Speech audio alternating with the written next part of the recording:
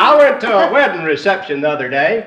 That's kind of like when you come in from fishing and everybody runs down to the dock to see what you've caught. Well, I wished you could have seen the happy couple, the bride's mother and father. and the nice gifts that the newlyweds got. I give them a book that all newlyweds should have. It was a book to put their S&H green stamps in. There were sure a lot of people there. One lady come up to me and she said, "Oh, you must come over to my house tomorrow night. I've got high fidelity now." And I said, "Ma'am, I didn't even know your husband had been running around."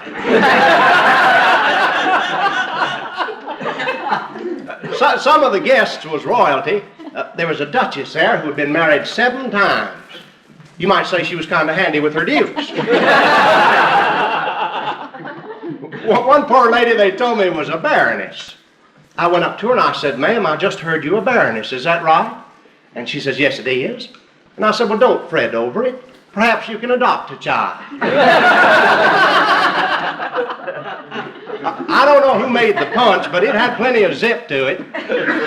It was just the thing to serve when you wanted your friends to drop over. The groom sure liked it because he was really slugging it down. I told the bride, I said, "You better keep an eye on your new husband. He drinks something awful." And she said, "Yeah, I know, I've tasted it." The bride's daddy, he was fretting over the expense of it all, and the preacher told him, says, "Oh, don't worry about the money. It's the least you can do for your loved ones." He said, "It ain't just my loved ones, it's all my 5s and 10s I had to spend." They sure had pretty music at the wedding, though. They played that march for smiling brides, kind of a Lohengrin.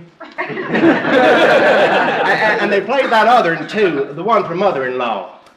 Meddlesome, I believe.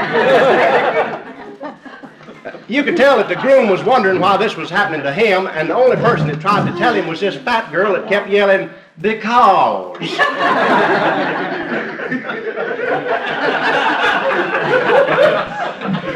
Right up to the time the bride said, "I do," she kept looking around to see if she could do any better.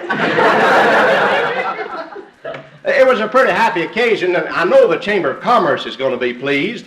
Her wedding's going to do a lot for the population of our town.